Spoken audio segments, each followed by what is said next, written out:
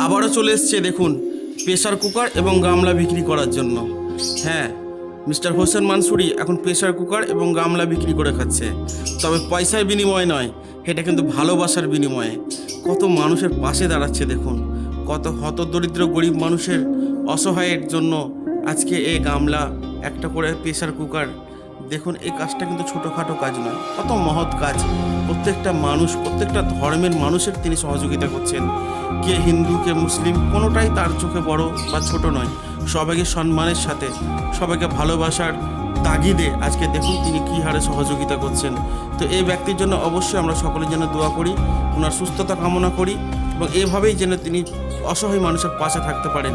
তো ভিডিওটি অবশ্যই যদি ভালো লাগে তো লাইক, কমেন্ট এবং শেয়ার করে দেবেন। আর এই কাজের জন্য আমরা কেনই বা সহযোগিতা করব না, আমাদের তো কিছু যায় আসে না, শুধু একটা লাইক, কমেন্ট এবং শেয়ার। তো সবাই ভালো থাকুন এবং সুস্থ থাকুন।